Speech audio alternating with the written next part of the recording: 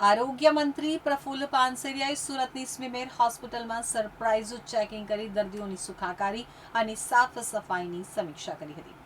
નમો સ્વચ્છતા અભિયાન અંતર્ગત સમાજને પ્રેરણા પૂરી પાડવા પ્રફુલ્લ પાનસેરિયાએ તથા મેયર માયાબેન માવાણી સહિતના પદાધિકારીઓએ સફાઈ કર્મચારીઓનું સન્માન કર્યું। રાજ્યના આરોગ્ય મંત્રી પ્રફુલ્લ પાનસેરિયા આજે સુરતની સ્મીમેર હોસ્પિટલની મુલાકાતે પહોંચ્યા હતા। તેમની સાથે સુરતના mayor Mayaben Mavani, deputy mayor, શાસક પક્ષના નેતા તેમજ મનપાના અન્ય પદાધિકારીઓ પણ હાજર રહ્યા હતા।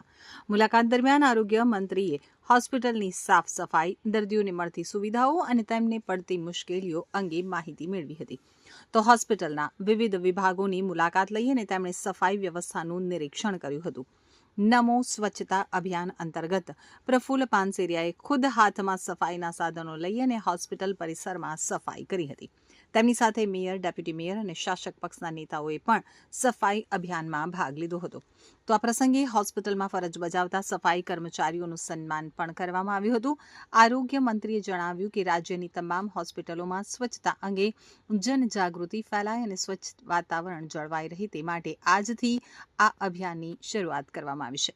તેમણે જણાવ્યું કે હોસ્પિટલમાં સ્વચ્છતા જળવાઈ રહેશે તો દર્દીઓનું સ્વાસ્થ્ય ઝડપથી સુધરશે તેમજ બેક્ટેરિયા અને ચેપજન્ય રોગોના સંક્રમણને અટકાવવામાં પણ મદદ મળશે। હોસ્પિટલો માત્ર સારવારનું કેન્દ્ર જ નહીં પરંતુ સ્વચ્છતા અને આરોગ્યના ઉત્તમ માપદંડોનું પ્રતીક બને તે માટે આ અભિયાન મહત્વપૂર્ણ સાબિત થશે।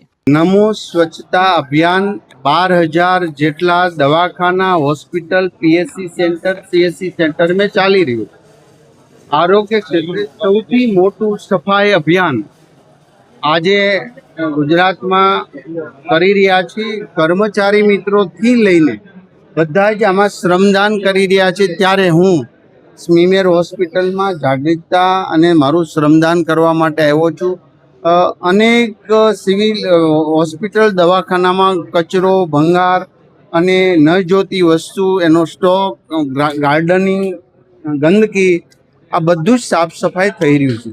7 દિવસ સુધી તમામ વિભાગો, ઇલેક્ટ્રિકથી લઈને પ્લમ્બિંગ, રિપેરિંગ, ટાઇલ્સ રિપેરિંગ, સ્વચ્છતા, માઇક્રો લેવલની સ્વચ્છતા, આ બધા જ કાર્યક્રમો અમે આપેલા છે।